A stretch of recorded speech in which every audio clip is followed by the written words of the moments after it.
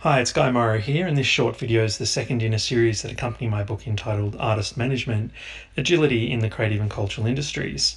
So this book locates artist management practices in the creative and cultural industries within the Agile movement. Agile project management originated for the purposes of developing software that better meets users' needs.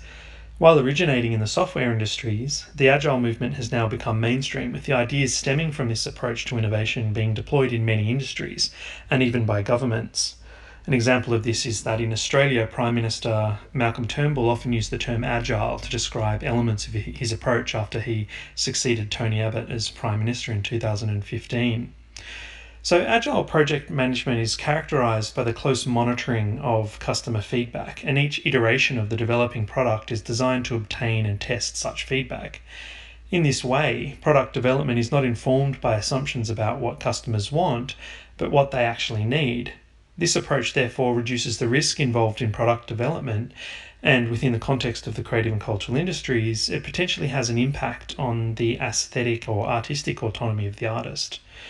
Agile project management enables participants to respond to change rather than following a rigid plan, often in small teams that work autonomously, with managers managing for goals rather than micromanaging processes. This is because Agile project management involves understanding that, as software engineer and author Highsmith put it, quote, ultimate customer value is delivered at the point of sale, not at the point of plan, end quote. Agile project management has largely been enabled by the plunging cost of experimentation in many industries that have been enabled by the digitization of aspects of these industries. And this is true of the arts, and for example, the music industries. In my earlier co-written work that examined career development in music, we discussed a similar approach to Agile project management, the Lean Startup method. My co-authors of the book, The New Music Industry's Disruption and Discovery, and I noted that, quote, due to the ambiguity surrounding the term novel in definitions of hard artistic creativity, some artists are operating in conditions of extreme uncertainty. The uncertainty and ambiguity surrounding the novelty of hard artistic creativity and the question of who decides what is creative in the digital ecology means that startup methodologies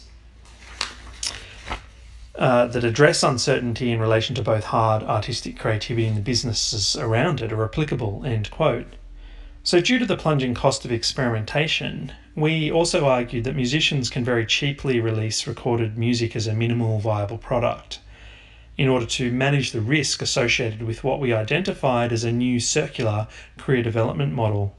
In music, for example, promoting an artist to gatekeepers in the industries involves releasing a demo or a demonstration of a song as a recording. Nowadays, through social media, a demo can be released early as a minimal viable product. This involves bringing the audience into the process of record production early and fascinating them in the same way that an artist manager may be fascinated.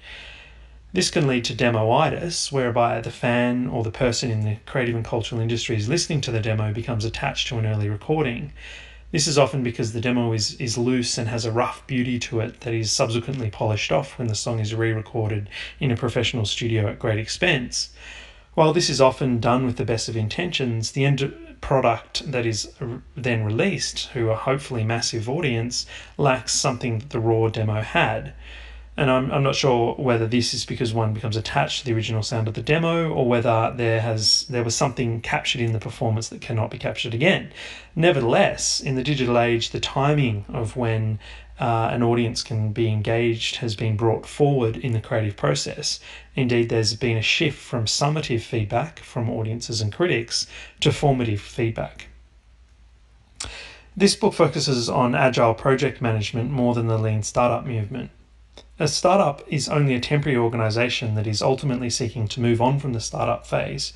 And in the context of the arts, startup methods are primarily useful for managing hard artistic creativities.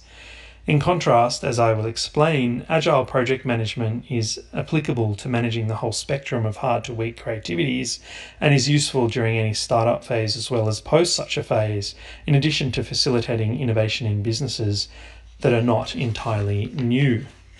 Thank you very much.